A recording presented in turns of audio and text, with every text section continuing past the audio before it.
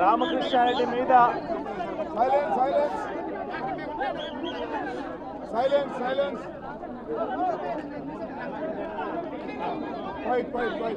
ఈరోజు పిన్నెల్లి రామకృష్ణారెడ్డి మీద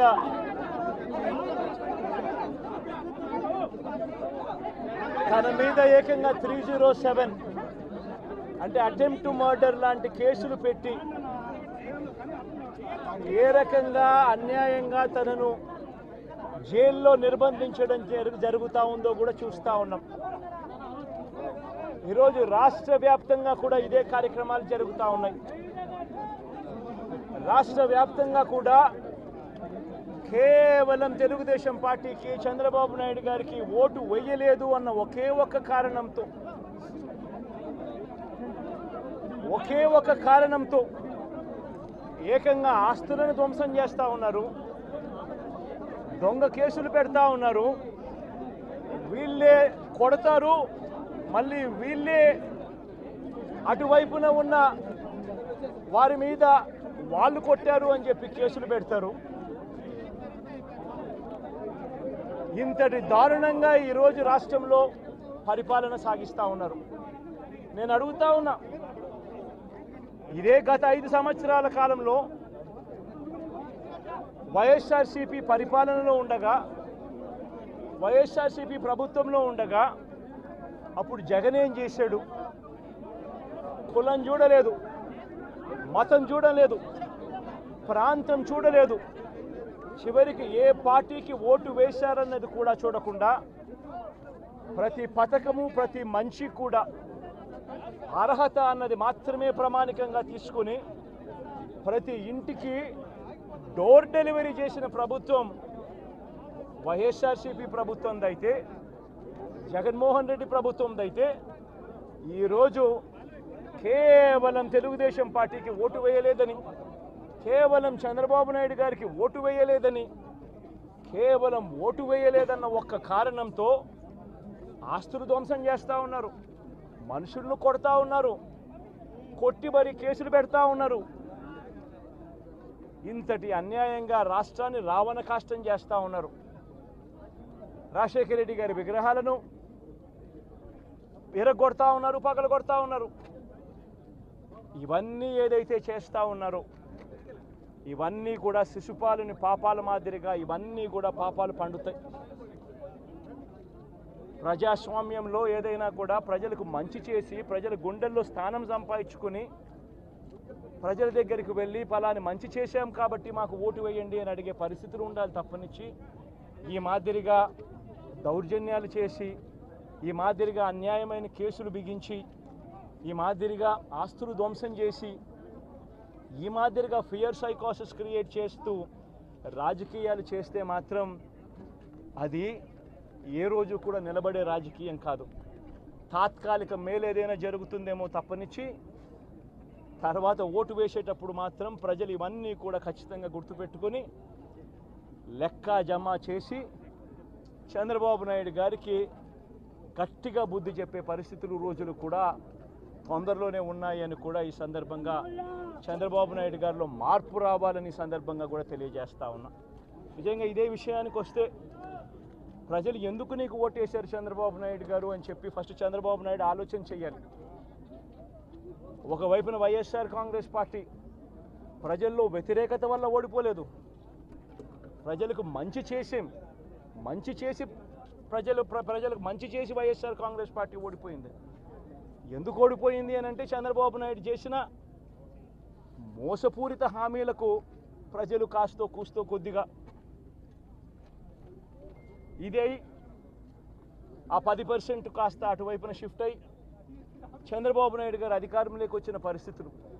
మరి చంద్రబాబు నాయుడు అధికారంలోకి వచ్చిన తర్వాత ఈరోజు రైతులకు తాను ఇస్తానన్న రైతు భరోసా 20,000 రూపాయలు ప్రతి రైతన్నకి ఇస్తానన్నాడు. వ్యవసాయం స్టార్ట్ అయింది, ఖరీఫ్ మొదలైంది, పంటలు వేగంగా వేస్తూ ఉన్నారు రైతన్నలు. ఇంతవరకు రైతు భరోసా 10,000-20,000 రూపాయలు ఇస్తానన్న దానికి అతి గతి లేదు. బడులు మొదలయ్యాయి. అమ్మఒడి కింద జగన్ 15,000 ఇస్తాను అని అంటే కాదు చంద్రబాబు నాయుడు వస్తే ఎంతమంది పిల్లలు ఉంటే అంతమందికి ఇస్తాడు, ప్రతి ఒక్కరికి 15,000 ఇస్తాడు అని చెప్పారు. రాష్ట్రంలో 1 కోటి మందికి పైగా పిల్లలు బడియీడు పిల్లలు ఉన్నారు. బడులు స్టార్ట్ అయ్యాయి. ఆ ప్రతి తల్లి కూడా అడుగుతూ ఉంది, తల్లికి వందనం అని పేరు పెట్టావు, అమ్మఒడి అనే పథకాన్ని పేరు మార్చావు, మరి ఆ డబ్బులు ఏమైనాయని చెప్పి గవర్నెన్స్ మీద కాస్త ధ్యాస పెట్టి ఆ తల్లులకి ఇచ్చే డబ్బులు ఇచ్చే కార్యక్రమం చూడండి. రైతులకు ఇచ్చే రైతు భరోసా 20,000 ఇస్తామన్నారు, ఇచ్చే కార్యక్రమం చూడండి. ప్రతి అక్క చెల్లెమ్మకు 18 ఏళ్ళు పైబడిన ప్రతి అక్క చెల్లెమ్మకు ప్రతి ఒక్కరికి 1,500 రూపాయలు ఇస్తామని చెప్పారు. అంటే సంవత్సరానికి 18,000 రూపాయలు. రాష్ట్రంలో 4,12,00,000 మంది ఓటర్లు ఉండరని చెప్పి మొన్నలే లెక్కలు తేలాయి. అందులో దాదాపుగా 2,10,00,000 మంది మహిళా ఓటర్లే. అంటే అందరూ 18 సంవత్సరాలు నిండిన మహిళా ఓటర్లే. మరి 2,10,00,000 మంది ఈ మహిళా ఓటర్లందరూ కూడా 18 ఏళ్ళు నిండిన ఈ మహిళా ఓటర్లందరూ కూడా వీళ్ళందరూ కూడా ఈరోజు అడుగుతూ ఉన్నారు, 1,500 రూపాయలు ప్రతి నెల ఇస్తానన్నావు, ఏమైంది ఈ 1,500 రూపాయలు ఇచ్చే కార్యక్రమాలు అని చెప్పి అడుగుతూ ఉన్నారు. వాటి మీద ధ్యాస పెట్టే కార్యక్రమం చంద్రబాబు నాయుడు చేయాలి. ఇవేవి కూడా చేయకుండా కేవలం భయాందోళనలు క్రియేట్ చేయాలి, రాష్ట్రంలో రావణ కాష్టం సృష్టించాలి, దొంగ కేసులు పెట్టాలి, ఇరికించాలి, ఆస్తులను ధ్వంసం చేయాలి. వైఎస్ఆర్సీపీ అభిమానులైనా, వైఎస్ఆర్సీపీ కార్యకర్తలైనా, వైఎస్ఆర్సీపీకి ఓటు వేసిన వారైనా కూడా ఎవరిని కూడా ఉంచకూడదు అన్న దుర్మార్గపు ఆలోచనలతో అడుగులు ముందుకు వేయడం అతి హేయమైన రాజకీయం అని కూడా ఈ సందర్భంగా తెలియజేస్తా ఉన్నా. ఇదే రామకృష్ణారెడ్డి విషయానికే వస్తే నిజంగా ఎంతటి అన్యాయమైన పరిస్థితిలో కేసులు బిగించారు అన్నది ఒకసారి అందరూ కూడా ఆలోచన చేయమని కోరుతా ఉన్నా. ఇదే విషయం కారంపూడి ఘటన జరిగింది ఎప్పుడు? ఎన్నికలు అయిపోయిన తర్వాత మరుసటి రోజు, అంటే మే 14వ తారీఖున కారంపూడిలో ఘటన జరిగింది. కారంపూడిలో ఏం ఘటన జరిగింది, ఎందుకు జరిగింది? కారంపూడిలో తెలుగుదేశం పార్టీ చేసిన ఆకృత్యాలకు ఒక ఎస్సీ కుటుంబంలో ఉన్న మహిళలు ఇబ్బంది పడే పరిస్థితిలోకి పోయినప్పుడు వాళ్ళను పరామర్శించడానికి డిఎస్పీ అనుమతి తీసుకునే మరుసటి రోజు, ఎన్నికలు అయిపోయిన మరుసటి రోజు ఎమ్మెల్యే బయలుదేరాడు. ఎమ్మెల్యే కారంపూడికి చేరుకోక మునిపే ఆ ఎస్సీ కుటుంబం అనేది కారంపూడి అటువైపున ఉంటే, ఊరికి అటువైపున వాళ్ళు ఇల్లుంటే ఆ ఊరు ఎంటర్ కాకమునిపే తనను అడ్డగించడము, అక్కడే గొడవ జరగడము, గొడవ జరిగేది టౌన్లో జరుగుతూ ఉంది, ఇక్కడ నుంచి ఇక్కడ అడ్డగించినారు. అసలు సిఐ అనే నారాయణ స్వామి అనే ఈ సిఐతో కనీసం ఎమ్మెల్యే కనీసం తటస్థ కూడా పడలేదు, కనీసం చూసిన దాఖలాలు కూడా లేవు వీళ్ళిద్దరు. ఆ రోజు ఆయన ఉన్నది వేరే గొడవలో వేరే లొకేషన్, టౌన్ మధ్యలో గొడవ జరుగుతా అంటే ఆయన ఉన్నాడు, టౌన్ మొదట్లో ఈయన ఉన్నాడు. అసలు ఆయన తటస్థపడలేదు. ఆయన మీద ఆ గొడవ జరిగేటప్పుడు రాళ్ళు ఇటువైపు నుంచి అటువైపు నుంచి పడ్డాయి. చిన్న రాయి ఏదో తగ్గించచ్చేమో బహుశా, కానీ చిన్న రాయి కాబట్టి అసలు ఆయన మరుసటి రోజు ఆయన అదే రోజు మెడికల్ లీగల్ కేసు కూడా పెట్టలా. అంటే ఎంత చిన్న ఘటన అది, జరిగిందో లేదో కూడా తెలియదు. మే 14న జరిగితే 9 రోజుల తర్వాత, అంటే మే 23వ తారీఖున ఆయనకి ఏదో జరిగిందన్నట్టుగా సిఐ హత్యాయత్నం కేసు పెట్టడం జరుగుతూ ఉంది రామకృష్ణారెడ్డి. కనీసం సీన్లో కూడా నేను వ్యక్తిని. ఇది అన్యాయం కాదా అని అడుగుతా ఉన్నా. అసలు ఇన్సిడెంటే జరిగిందో లేదో కూడా తెలియదు. మీరు ఇన్సిడెంట్ నిజంగానే జరిగిందంటే మే 14న జరిగిందంటే మే 15వ తారీఖున మెడికల్ లీగల్ ఎందుకు పెట్టలేదు?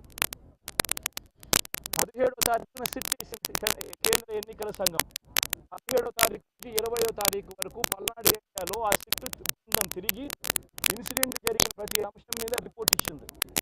ఆ రిపోర్ట్ ఇచ్చిన దాంట్లో, ఆ సిట్ ఇచ్చిన రిపోర్ట్లలో ఎందుకు రాలేదు? మరి ఈ రకంగా ఒక మనిషిని హత్యాయత్నం కేసు మీద బిగించడం ధర్మమేనా? ఇంకొక కేసు కూడా తన మీద హత్యాయత్నం కేసు పెట్టాడు. మే 13వ తారీఖు ఎన్నికల సమయంలో పాల్వాయి గేట్ అనే పోలింగ్ కేంద్రం దగ్గర తాను వెళ్ళినప్పుడు జరిగిన ఘటన మీద అసలు ఎందుకు ఆ ఘటన జరిగింది? ఎవరైనా కొద్ది గొప్ప కనీసం ఆలోచన చేసే వాళ్ళు ఎవరైనా ఆలోచన చేయాలి కదా. అక్కడ ఉన్న ఎస్సీలను ఆ గ్రామంలో ఉన్న సామాజిక వర్గం వాళ్ళు గ్రామంలో ఉన్న భూపుతులు లేకపోయి ఓట్లు వేసే పరిస్థితి లేకుండా ఉన్నప్పుడు ఎమ్మెల్యే అక్కడికి ఆ గ్రామానికి వెళ్ళినప్పుడు ఎమ్మెల్యే ఆ పరిస్థితి చూసి ఎస్పీకి 4 సార్లు 5 సార్లు 10 సార్లు ఫోన్ చేసినా కూడా ఎస్పీ రాని పరిస్థితిలో ఉన్నప్పుడు, కనీసం సిఐని ఎస్ఐని కూడా పంపించిన పరిస్థితిలో ఉన్నప్పుడు, అటువంటి బూత్లో సెన్సిటివ్ బూత్లో కేవలం ఒకే ఒక్క హోంగార్డును పెట్టి బూతులు నడుపుతూ ఉన్నారు. అటువంటి పరిస్థితుల్లో అన్యాయం జరుగుతూ ఉందని చెప్పడం కోసం, అన్యాయం జరుగుతూ ఉన్న వాళ్ళ పక్షాన్ని నిలబడడం కోసం ఎమ్మెల్యే లోపలికి పోయి ఈవీఎంను పగలగొట్టే కార్యక్రమం జరిగింది. ఎందుకు ఈవీఎంలో నిజంగానే ఎమ్మెల్యేనే రిగ్గింగ్ చేసుకుంటా ఉంటే, ఎమ్మెల్యేకి అక్కడ నిజంగానే ఎమ్మెల్యే పరిస్థితి అంత బాగుండింటే ఎందుకు ఎమ్మెల్యే ఈవీఎం పక్కన కొడతాడు? అక్కడ పరిస్థితి బాగలేదనే కదా, అన్యాయం చేస్తూ ఉన్నారనే కదా. అక్కడికి పోయినప్పుడు అన్యాయం చూశాడు కాబట్టే కదా ఈవీఎం పగలగొట్టాడు. ఆ ఈవీఎం ఏదైతే పగలగొట్టిన కేసులు ఏదవుతుందో తనకు బెయిల్ వచ్చింది. ఈరోజు తాను బెయిల్ అక్కడ లోపల ఉన్నది ఈవీఎం పగలగొట్టిన కేసులో కాదు, తను లోపల ఉన్నది ఈవీఎం పగలగొట్టిన కేసులో. అన్యాయం జరిగింది అని చెప్పి, అన్యాయం జరుగుతూ ఉన్న పరిస్థితిలో ఎమ్మెల్యే అక్కడికి పోయి అడ్డుకునే కార్యక్రమంలో జరిగింది అని చెప్పి కోర్టులు కూడా గుర్తించాయి కాబట్టి తనకు బెయిల్ వచ్చింది. కానీ మళ్ళీ ఆ తర్వాత ఏం జరిగింది? ఆ ఇన్సిడెంట్ జరిగిన 10 రోజుల తర్వాత, ఆ ఇన్సిడెంట్ జరిగిన 10 రోజుల తర్వాత, అంటే మే 23వ తారీఖున ఎమ్మెల్యే అక్కడికి వెళ్ళి హత్యాయత్నం చేశాడట. అదే పోలింగ్ బూత్లో హత్యాయత్నం చేశాడంట. ఎవడన్నా బుద్ధునోడు ఎవడన్నా నమ్మదానికి ఉందయ్యా? ఎవడన్నా ఎమ్మెల్యే అనేవాడు అక్కడికి పోయినప్పుడు వాళ్ళు చేస్తూ ఉన్న రిగ్గింగు, ఎమ్మెల్యే దానికి అడ్డుకునే కార్యక్రమం చేస్తూ ఉంటే ఎమ్మెల్యే అక్కడికి పోయి ఎమ్మెల్యే హత్యాయత్నం చేస్తాడా? చెప్పడానికైనా హద్దు పొద్దు ఉండాలి కదా. 10 రోజుల తర్వాత ఎమ్మెల్యే హత్యాయత్నం చేశాడని చెప్పి కేసు పెడతారు 10 రోజుల తర్వాత.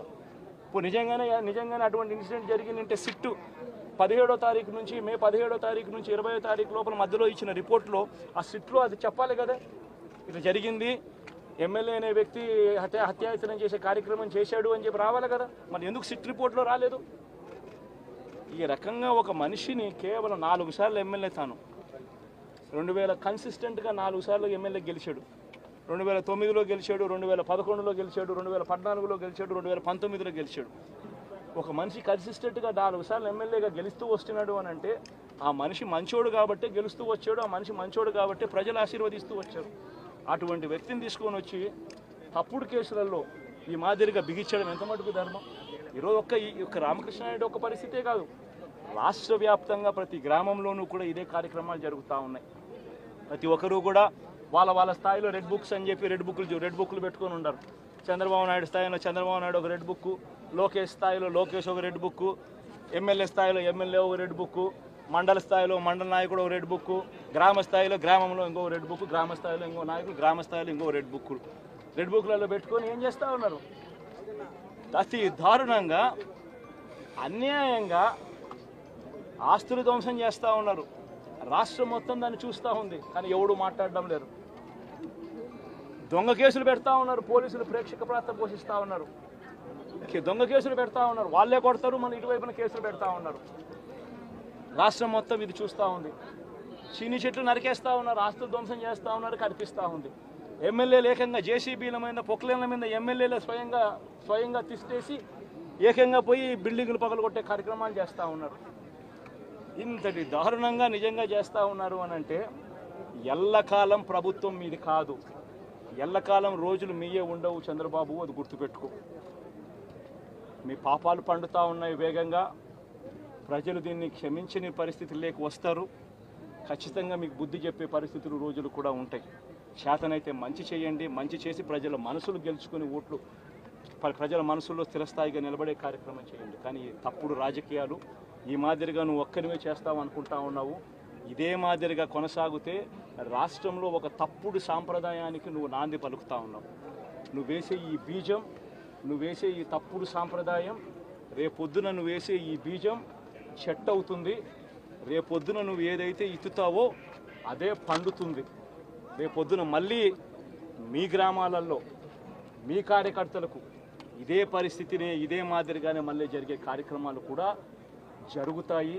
అటువంటి తప్పుడు సాంప్రదాయాలు దయచేసి ఇప్పటికన్నా ఆపండి. నాయకులుగా ఉన్న మనలాంటి వాళ్ళం ఇలాంటివి ప్రోత్సహించకూడదు. ఇలాంటివి ఎవరు తప్పు చేసినా తప్పు అని చెప్పే కార్యక్రమం నాయకులుగా మనం చెయ్యాలి. కానీ దగ్గరుండి ఈ మాదిరిగా ప్రోత్సహించడం అతి దుర్మార్గమైన కార్యక్రమం.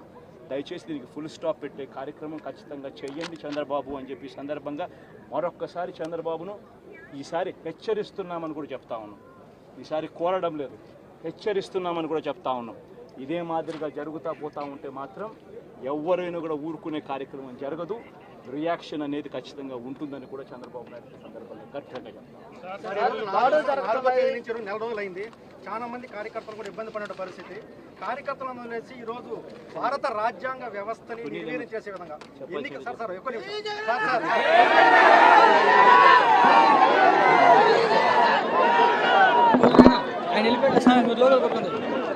దాని మీద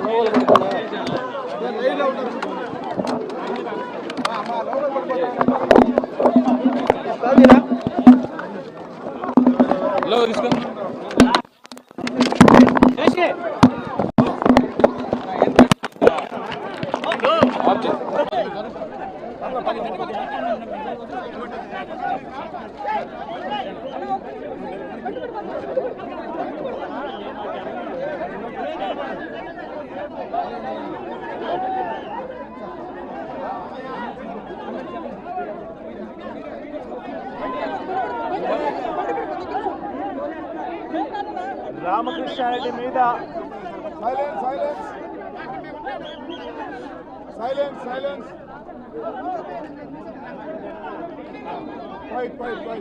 ఈరోజు పిన్నెల్లి రామకృష్ణారెడ్డి మీద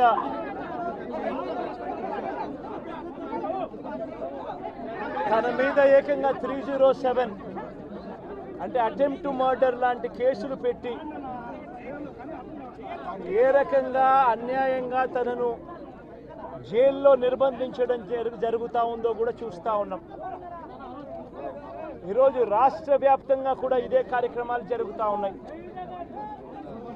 రాష్ట్ర వ్యాప్తంగా కూడా కేవలం తెలుగుదేశం పార్టీకి చంద్రబాబు నాయుడు గారికి ఓటు వేయలేదు అన్న ఒకే ఒక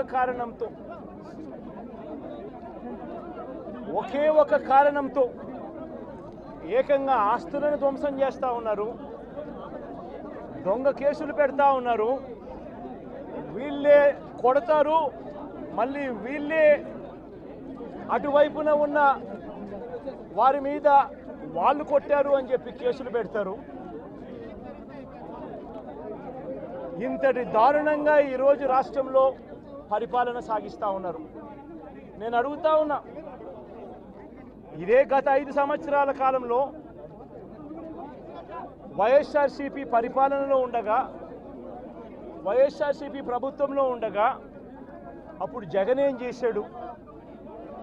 కులం చూడలేదు, మతం చూడలేదు, ప్రాంతం చూడలేదు, చివరికి ఏ పార్టీకి ఓటు వేశారన్నది కూడా చూడకుండా ప్రతి పథకము ప్రతి మనిషి కూడా అర్హత అన్నది మాత్రమే ప్రామాణికంగా తీసుకుని ప్రతి ఇంటికి డోర్ డెలివరీ చేసిన ప్రభుత్వం వైఎస్ఆర్సీపీ ప్రభుత్వందైతే, జగన్మోహన్ రెడ్డి ప్రభుత్వందైతే ఈరోజు కేవలం తెలుగుదేశం పార్టీకి ఓటు వేయలేదని, కేవలం చంద్రబాబు నాయుడు గారికి ఓటు వేయలేదని, కేవలం ఓటు వేయలేదన్న ఒక్క కారణంతో ఆస్తులు ధ్వంసం చేస్తూ ఉన్నారు, మనుషులను కొడతా ఉన్నారు, కొట్టి మరి కేసులు పెడతా ఉన్నారు.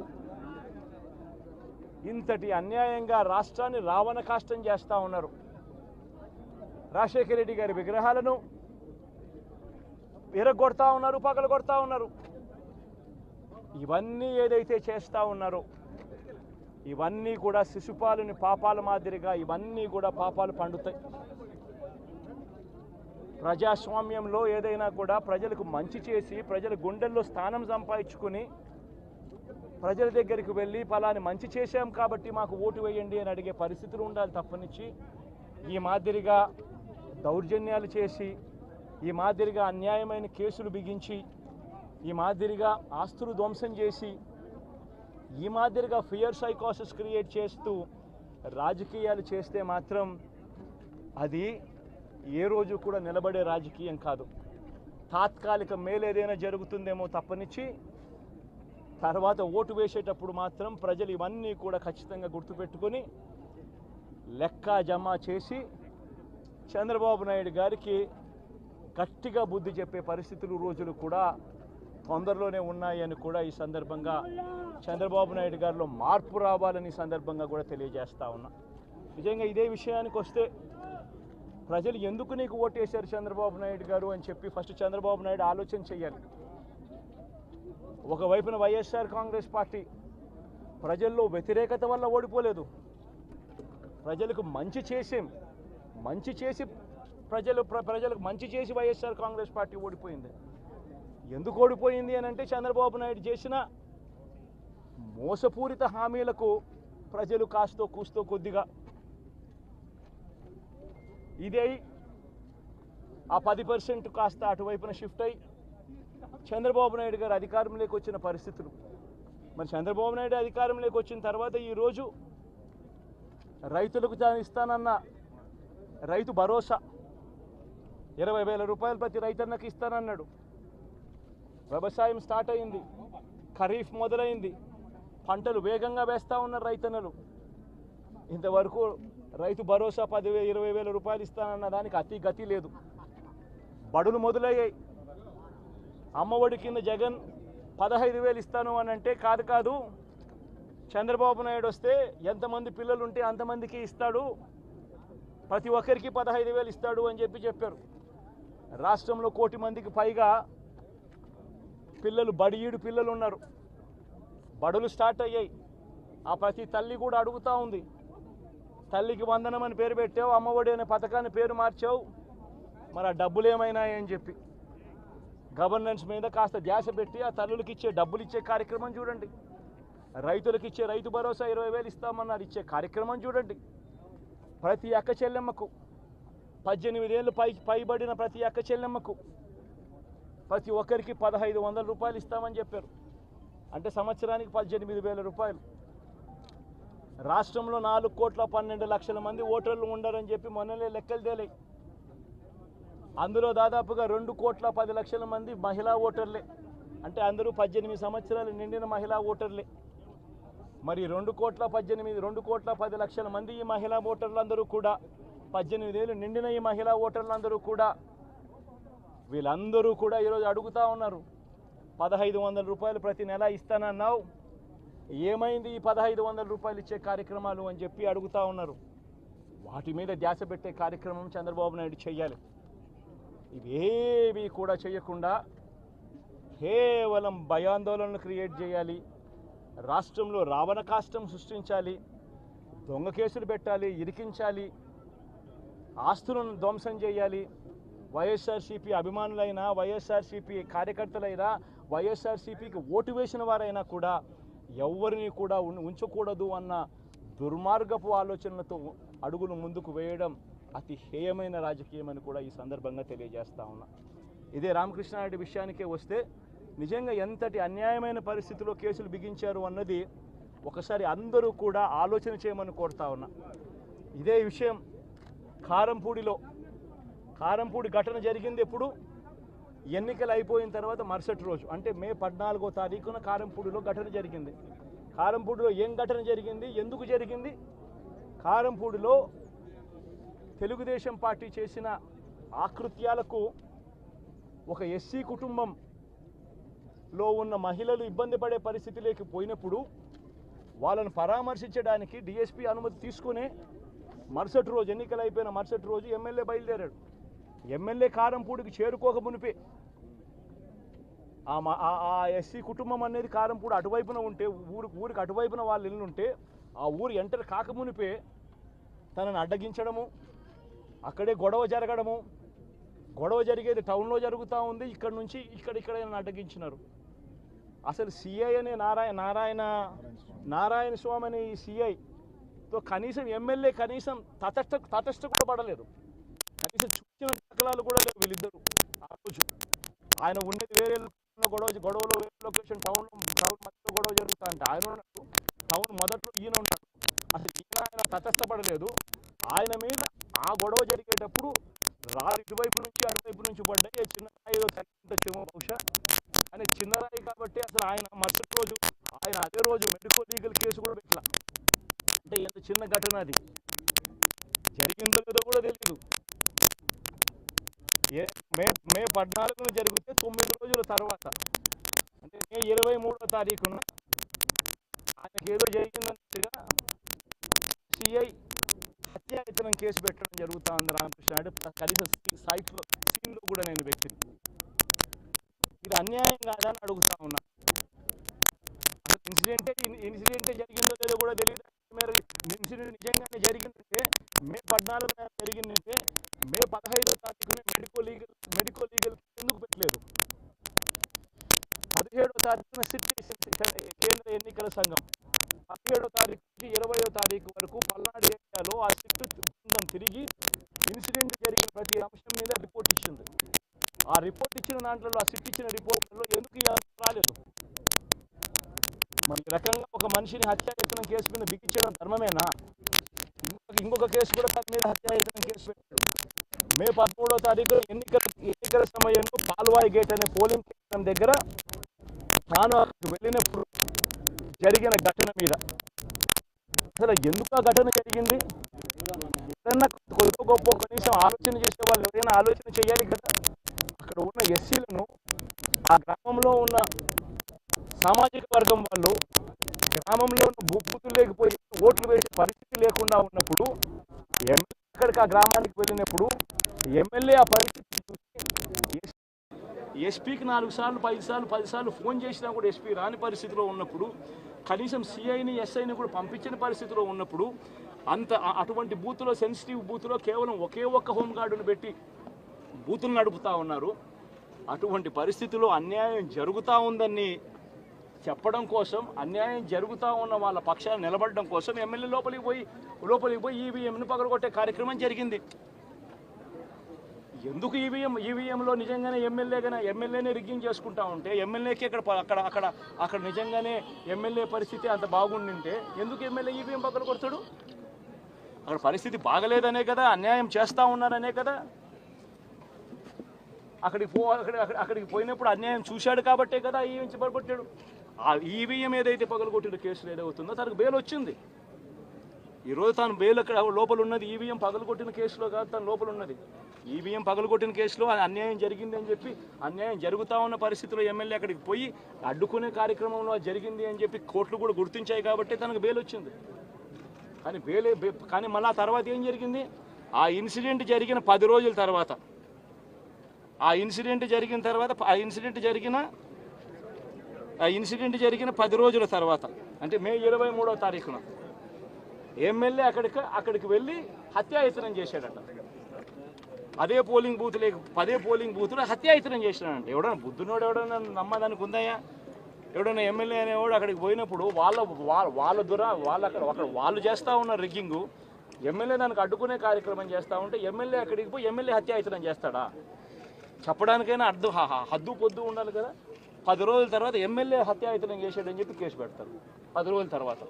ఇప్పుడు నిజంగానే అటువంటి ఇన్సిడెంట్ జరిగిందంటే సిట్టు 17వ తారీఖు నుంచి మే 17వ తారీఖు నుంచి 20వ తారీఖు లోపల మధ్యలో ఇచ్చిన రిపోర్ట్లో ఆ సిట్లో అది చెప్పాలి కదా, ఇట్లా జరిగింది, ఎమ్మెల్యే అనే వ్యక్తి హత్యాయత్నం చేసే కార్యక్రమం చేశాడు అని చెప్పి రావాలి కదా. మరి ఎందుకు సిట్ రిపోర్ట్లో రాలేదు? ఈ రకంగా ఒక మనిషిని కేవలం 4 సార్లు ఎమ్మెల్యే తాను 2000 కన్సిస్టెంట్గా 4 సార్లు ఎమ్మెల్యే గెలిచాడు. 2009లో గెలిచాడు, 2011లో గెలిచాడు, 2014లో గెలిచాడు, 2019లో గెలిచాడు. ఒక మనిషి కన్సిస్టెంట్గా 4 సార్లు ఎమ్మెల్యేగా గెలుస్తూ వస్తున్నాడు అని అంటే ఆ మనిషి మంచోడు కాబట్టి గెలుస్తూ వచ్చాడు, ఆ మనిషి మంచోడు కాబట్టి ప్రజలు ఆశీర్వదిస్తూ వచ్చారు. అటువంటి వ్యక్తిని తీసుకొని వచ్చి తప్పుడు కేసులలో ఈ మాదిరిగా బిగించడం ఎంత మటుకు ధర్మం? ఈరోజు ఒక్క రామకృష్ణ నాయుడు ఒక్క పరిస్థితే కాదు, రాష్ట్ర వ్యాప్తంగా ప్రతి గ్రామంలోనూ కూడా ఇదే కార్యక్రమాలు జరుగుతూ ఉన్నాయి. ప్రతి ఒక్కరూ కూడా వాళ్ళ స్థాయిలో రెడ్ బుక్స్ అని చెప్పి రెడ్ బుక్లు పెట్టుకొని ఉన్నారు. చంద్రబాబు నాయుడు స్థాయిలో చంద్రబాబు నాయుడు ఒక రెడ్ బుక్, లోకేష్ స్థాయిలో లోకేష్ ఒక రెడ్ బుక్, ఎమ్మెల్యే స్థాయిలో ఎమ్మెల్యే ఒక రెడ్ బుక్, మండల స్థాయిలో మండల నాయకుడు ఒక రెడ్ బుక్, గ్రామ స్థాయిలో గ్రామంలో ఇంకో రెడ్ బుక్, గ్రామ స్థాయిలో ఇంకో నాయకుడు గ్రామ స్థాయిలో ఇంకో రెడ్ బుక్లలో పెట్టుకొని ఏం చేస్తూ ఉన్నారు? అతి దారుణంగా అన్యాయంగా ఆస్తులు ధ్వంసం చేస్తూ ఉన్నారు. రాష్ట్రం మొత్తం దాన్ని చూస్తూ ఉంది, కానీ ఎవడు మాట్లాడడం లేదు. దొంగ కేసులు పెడతా ఉన్నారు, పోలీసులు ప్రేక్షక పాత్ర పోషిస్తూ ఉన్నారు. దొంగ కేసులు పెడతా ఉన్నారు, వాళ్ళే కొడతారు, మన ఇటువైపున కేసులు పెడతా ఉన్నారు. రాష్ట్రం మొత్తం ఇది చూస్తూ ఉంది. చీని చెట్లు నరికేస్తూ ఉన్నారు, ఆస్తులు ధ్వంసం చేస్తూ ఉన్నారు, కనిపిస్తూ ఉంది. ఎమ్మెల్యేలు ఏకంగా జేసీబీల మీద పొక్లేన్ల మీద ఎమ్మెల్యేలు స్వయంగా తిష్టేసి ఏకంగా పోయి బిల్డింగులు పగలగొట్టే కార్యక్రమాలు చేస్తూ ఉన్నారు. ఇంతటి దారుణంగా నిజంగా చేస్తూ ఉన్నారు అని అంటే ఎల్లకాలం ప్రభుత్వం మీది కాదు, ఎల్లకాలం రోజులు మీయే ఉండవు చంద్రబాబు, అది గుర్తుపెట్టుకో. మీ పాపాలు పండుతూ ఉన్నాయి వేగంగా. ప్రజలు దీన్ని క్షమించని పరిస్థితుల్లోకి వస్తారు. ఖచ్చితంగా మీకు బుద్ధి చెప్పే పరిస్థితులు రోజులు కూడా ఉంటాయి. శాతనైతే మంచి చేయండి, మంచి చేసి ప్రజల మనసులు గెలుచుకుని ఓట్లు ప్రజల మనసుల్లో స్థిరస్థాయిగా నిలబడే కార్యక్రమం చేయండి. కానీ తప్పుడు రాజకీయాలు ఈ మాదిరిగా నువ్వు ఒక్కనివే చేస్తావు అనుకుంటా ఉన్నావు. ఇదే మాదిరిగా కొనసాగితే రాష్ట్రంలో ఒక తప్పుడు సాంప్రదాయానికి నువ్వు నాంది పలుకుతా ఉన్నావు. నువ్వు వేసే ఈ బీజం, నువ్వు వేసే ఈ తప్పుడు సాంప్రదాయం, రేపొద్దున నువ్వు వేసే ఈ బీజం చెట్టు అవుతుంది. రేపొద్దున నువ్వు ఏదైతే ఇత్తుతావో అదే పండుతుంది. రేపొద్దున మళ్ళీ మీ గ్రామాలలో మీ కార్యకర్తలకు ఇదే పరిస్థితినే, ఇదే మాదిరిగానే మళ్ళీ జరిగే కార్యక్రమాలు కూడా జరుగుతాయి. అటువంటి తప్పుడు సాంప్రదాయాలు దయచేసి ఇప్పటికన్నా ఆపండి. నాయకులుగా ఉన్న మనలాంటి వాళ్ళం ఇలాంటివి ప్రోత్సహించకూడదు. ఇలాంటివి ఎవరు తప్పు చేసినా తప్పు అని చెప్పే కార్యక్రమం నాయకులుగా మనం చెయ్యాలి. కానీ దగ్గరుండి ఈ మాదిరిగా ప్రోత్సహించడం అతి దుర్మార్గమైన కార్యక్రమం. దయచేసి దీనికి ఫుల్ స్టాప్ పెట్టే కార్యక్రమం ఖచ్చితంగా చెయ్యండి చంద్రబాబు అని చెప్పి సందర్భంగా మరొక్కసారి చంద్రబాబును ఈసారి హెచ్చరిస్తున్నామని కూడా చెప్తా ఉన్నాం. ఈసారి కోరడం లేదు, హెచ్చరిస్తున్నామని కూడా చెప్తా ఉన్నాం. ఇదే మాదిరిగా జరుగుతూ పోతూ ఉంటే మాత్రం ఎవరైనా కూడా ఊరుకునే కార్యక్రమం జరగదు. రియాక్షన్ అనేది ఖచ్చితంగా ఉంటుందని కూడా చంద్రబాబు నాయుడు సందర్భంగా గట్టిగా చెప్తాం. నెల రోజులైంది, చాలా మంది కార్యకర్తలు కూడా ఇబ్బంది పడిన పరిస్థితి. కార్యకర్తలను వదిలేసి ఈ రోజు భారత రాజ్యాంగ వ్యవస్థని నిర్వీర్యం చేసే విధంగా ఎన్నిక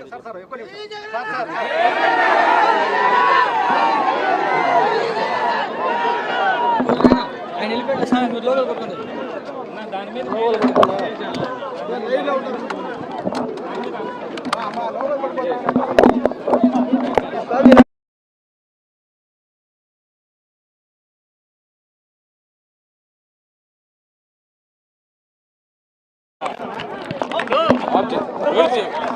జాగ్రత్త తీసుకో.